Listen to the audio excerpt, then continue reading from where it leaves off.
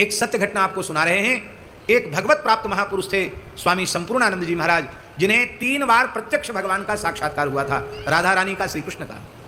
बड़े उच्च कोटि के महात्मा थे, हमारे ऊपर उनकी बड़ी कृपा थी, बड़ा स्नेह था। उन्होंने अपने जीवन की एक अनुभूति सुनाई। तब वे दिगंबर रहते थे, शरीर पर कोई वस्त्र धारण नहीं करते थे। 37 वर्ष तक वे पूर्ण दिगंबर रहे। और उस जमाने की बात है, सौराष्ट्र में भयंकर अकाल पड़ा था। ऐसा अकाल था कि गांव के गांव खाली हो रहे थे और पशु पक्षी भी अन्न जल के अभाव में प्राण त्याग रहे थे। और स्वामी संपूर्णानंद जी एक जंगल में, एक खेत में पड़े थे। वहाँ भी उस स्थिति में कोई ना कोई व्यक्ति उनको रोटी पहुँचा देता था। उनके मन में एक दिन बड़ी पीड़ा हुई कि हम तो मौनी हैं, किसी से कुछ बोलते नहीं, यहाँ जंगल में लोग हमारे यहाँ तक रोटी पहुँचा देते हैं और ऐसी हालत है, गाँव के गाँव खाली हो रहे हैं। तो कहते हमारे मन में इतनी करुणा जगी कि हमने रोना शुरू किया। और क्या करें, बाबा जी के पास और क्या ताकत है, रोने लगे, खूब रोए। तो रोते रोते ठाकुर जी सामने आ गए, श्री कृष्ण सामने आ गए, ठाकुर जी सामने आ गए।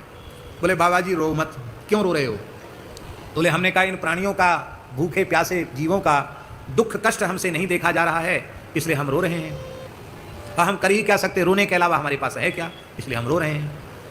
तो बोले ठाकुर जी ने कहा कि अरे तो रो क्यों रहे हो, आप संकल्प करो ना, आप संकल्प करो, ये अकाल वकाल सब खत्म हो जाएगा, हजारों लाखों मनुष्यों को सबको सुंदर भोजन मिलने लग जाएगा, आप संकल्प करो।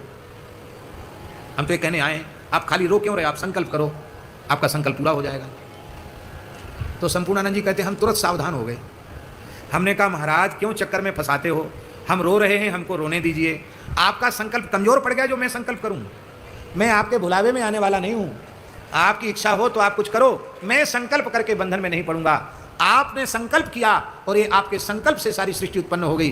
फिर भी संकल्प करने के बाद भी आप सर्वतंत्र स्वतंत्र हैं, आप बंधन में नहीं हैं। किंतु जीव संकल्प करते ही बंधन में पड़ जाता है। इसलिए भगवान आपका संकल्प कमजोर पड़ गया हो, आप बोल दो तो हम संकल्प करें।